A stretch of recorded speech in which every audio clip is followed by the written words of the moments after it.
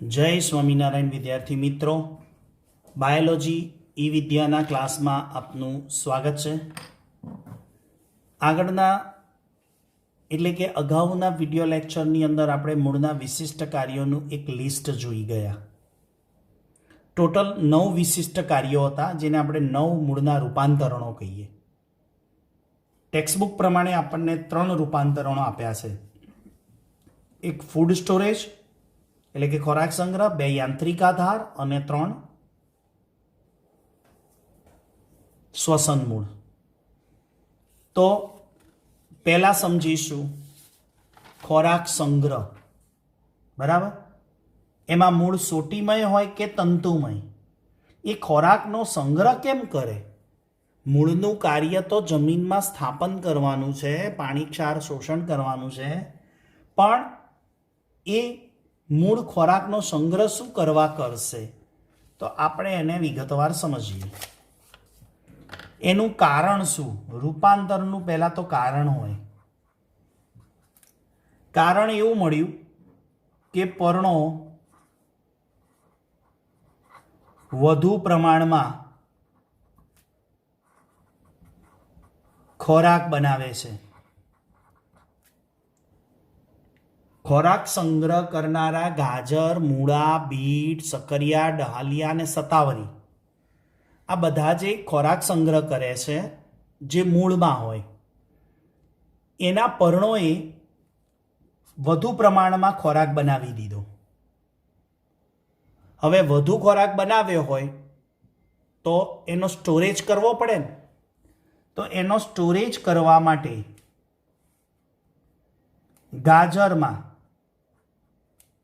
गाजर में ए पर्णों में रहेलो जे खोराक है ए अन्नवाहक पेशी द्वारा, जेने आपणे फ्लोएम झाइलम कहीए छीए, जलवाहक अने अन्नवाहक, एमां अन्नवाहक पेशी खोराकनुं वहन करे। एना द्वारा गाजर में एना मूळमां आवी अने केवो आकार धारण करे छे? शंकु जेवो, कोन। अने अहींया बधो शुं संग्रह थाय? खोराक संग्रह थाय। અને ખોરાક સંગ્રહ કરતા આ ગાજરના મૂળનો આકાર કેવો બન્યો? શંકુ જેવો। જ્યારે મૂળાની અંદર ખોરાકનો સંગ્રહ કરતા કેવો આકાર ધારણ કરે? ત્રાકાકાર। જ્યારે बीटनी अंदर खोराक संग्रह करता भमरडा जेवो आकार धारण कर्यो। तो जो आ गाजरे खोराक संग्रह कर्यो तो गाजरनुं मूळ केवुं बन्युं? शंकु आकारनुं। मूळाना मूळे खोराकनो संग्रह कर्यो तो केवो आकार धारण कर्यो? ત્રાકાકાર। ज्यारे आ बीट छे ए बीट खोराकनो संग्रह करे, बीजू सलगम पण तमने आप्युं छे, ए खोराकनो संग्रह करे तो केवो आकार धारण कर्यो? भमराकार। ज्यारे सकरियु खोराकनो संग्रह करे त्यारे सकरियु अने सलगम ए पण खोराकनो संग्रह करीने शुं बने छे? सरळ साकंद मूळ। ज्यारे सतावरी अने डहालिया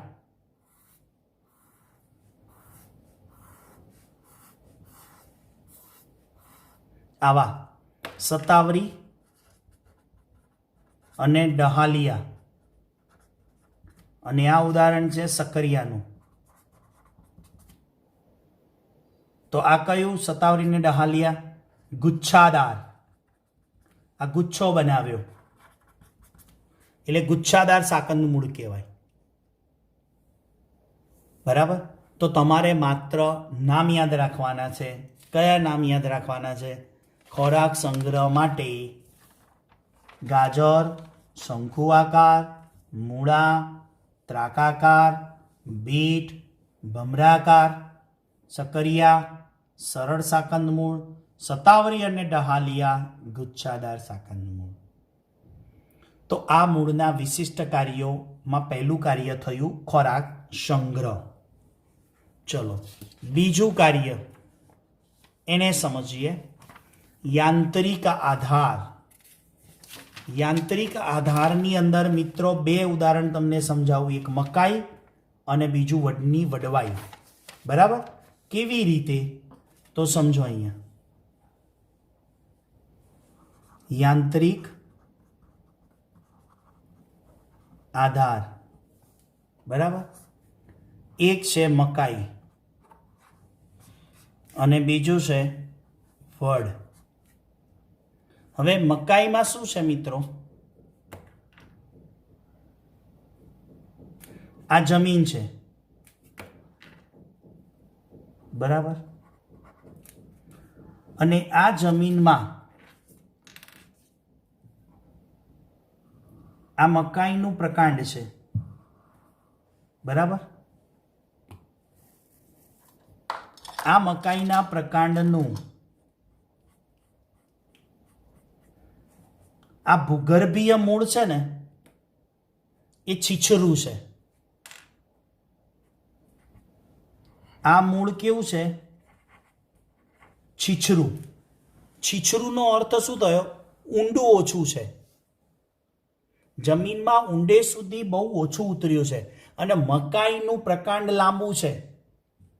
આ પ્રકાંડ લાંબુ છે પણ આ મૂળ છે ને છીછરું છે, બહુ ઊંડું નથી.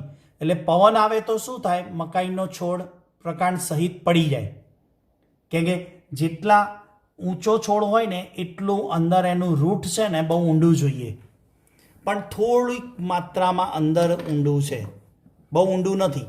એટલે પવનનો ઝોક આવે ને, પવનનો શું કહેવાય, ઝડપથી હવા આવે ને તો મકાઈનો છોડ પડી જાય. એટલે શું થયું એનામાં? આ મકાઈની ગાંઠ વિસ્તાર છે. મકાઈનો પ્રકાંડ ઉપર હંમેશા ગાંઠ હોય, એ હું સમજાવીશ તમને પ્રકાંડમાં. આ ગાંઠ વિસ્તાર છે અને આ એનો આંતરગાંઠ કહેવાય. આ ગાંઠ વિસ્તાર અને આ આંતરગાંઠ કહેવાય. એ જે આંતરગાંઠ છે ને એમાંથી ત્રાંસા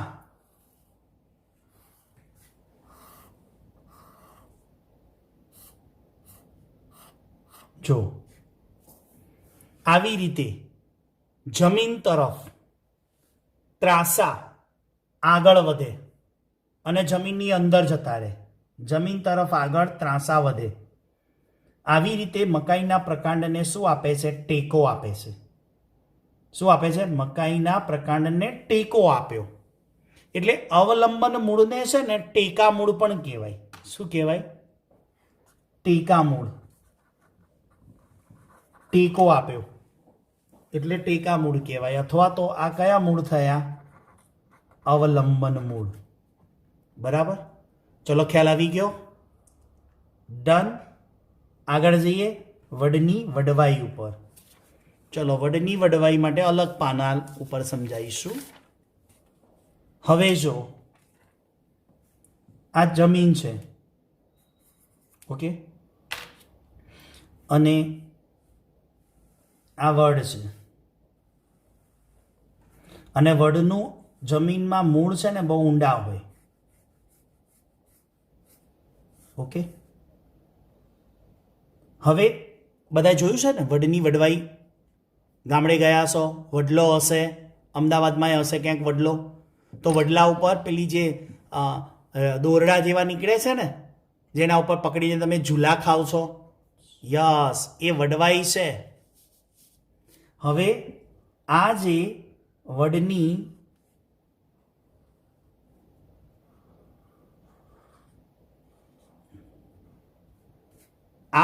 શાખા છે. બરાબર? પણ વડની શાખા કેવી હોય છે? વજનદાર હોય છે. કેવી હોય છે? વજનદાર. હવે વજનદાર હોય તો શું થાય? અહીંયાથી તૂટી જાય. અહીંથી શું થાય?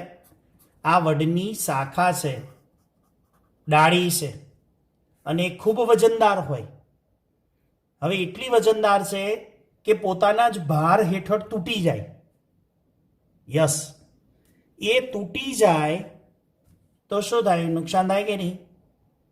તો વનસ્પતિને બચવા માટે આ શાખામાંથી જમીન તરફ લટકતા જાડા દોરડા જેવા મૂળ નીકળે અને આ જે મૂળ નીકળ્યા જમીન તરફ એ આ શાખામાંથી જ નીકળ્યા, આવા આને મૂળ કહેવાય. અને સમય જતાં કેવા બને? જાડા થાંભલા જેવા બને. જાડાઈમાં વધારો થાય પછી એને શું કહેવાય? એને સ્તંભ મૂળ કહેવાય. થાંભલા જેવા મળતા હોવાથી સ્તંભ મૂળ. જેમ કબીરવડમાં જાઓ તો તમને ખબર જ નહીં પડે મૂળ પ્રકાંડ કયું છે, કારણ કે બધી જ ડાળીઓ છે ને એના આવા સ્તંભ મૂળ છે.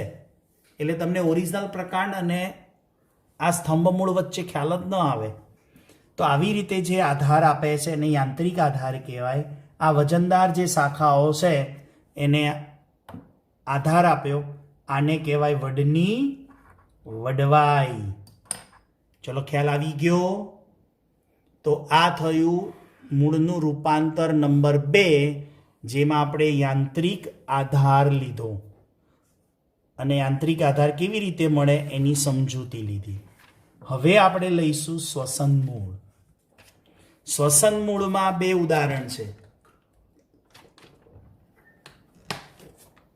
તિવાર અને રાઇઝોફોરા. બરાબર? તિવાર અને રાઇઝોફોરામાં સમજીએ.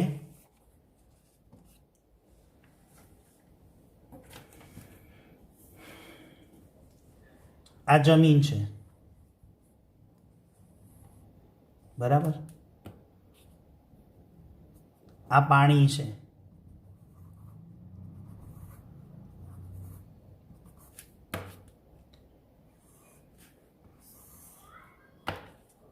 જમીન, આ પાણી અને આ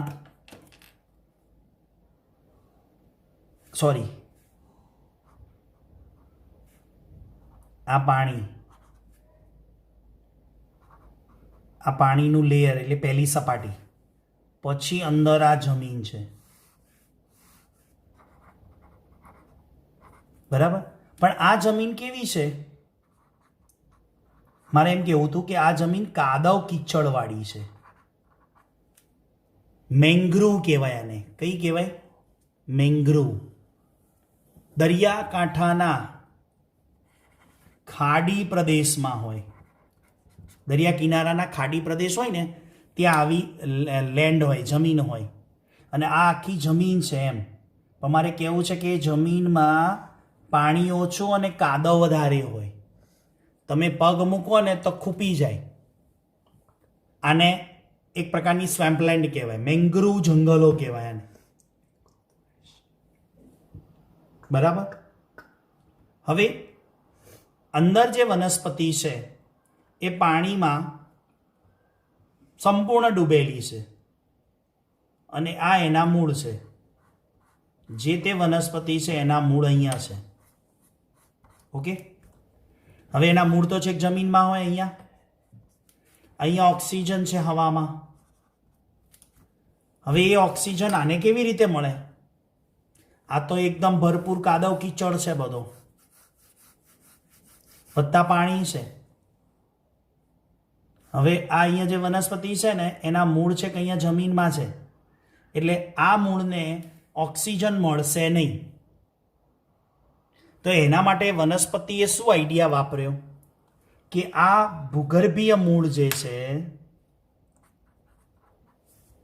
ભૂગર્ભીય મૂળ એ જમીનમાં છે અને એને ઓક્સિજન મળતો નથી, એટલે એ જ મૂળમાંથી આમ આ દિશામાં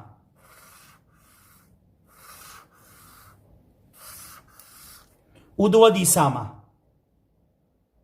જેને આપણે શું કહીએ? ઋણ ભૂવર્તી. શું કહીશું? ગુરુત્વાકર્ષણની વિરુદ્ધ દિશામાં, એટલે ઋણ ભૂવર્તી. આ જ જમીનના મૂળમાંથી જ નીકળે, બીજા આ મૂળ નીકળે. આ મૂળ છે ને એમાં આવા હવાદાર છિદ્રો હોય. શું હોય? આવા હવાદાર છિદ્રો. યસ. અને આ હવાદાર છિદ્રો દ્વારા ઓક્સિજન જાય અને એ ઓક્સિજન છે કે અહીંયા સુધી પહોંચે. એટલે આ મૂળને શું કહેવાય? શ્વસન મૂળ. ચલો ખ્યાલ આવ્યો? તો તિવાર અને રાઇઝોફોરામાં આવા શ્વસન મૂળ જોવા મળે છે. આ વિશે કોઈને કંઈ પ્રશ્ન હોય મૂળના રૂપાંતરણોમાં તો અવશ્ય ઝૂમ ઉપર આપણે એની ક્વેરી સોલ્વ કરીશું. બાકીના નીટ માટે જે યાદ રાખવાના છે એનો અલગથી આના પછી જ કન્ટિન્યુ વિડીયો આવશે, જેમાં બાકીના આપણે શીખવાના છે 9 છે, એમાંથી 3 આપણે કમ્પ્લીટ કર્યા જે એનસીઆરટી પ્રમાણે છે. તો બાકીના 6 રહ્યા: શ્લેષી મૂળ, પરિપાચી મૂળ, પરોપજીવી મૂળ, સહજીવી મૂળ અને વાનસ્પતિક પ્રજનન. તો એ બધાની ચર્ચા કરશું નેક્સ્ટ વિડીયોમાં. ત્યાં સુધી સૌને જય સ્વામિનારાયણ.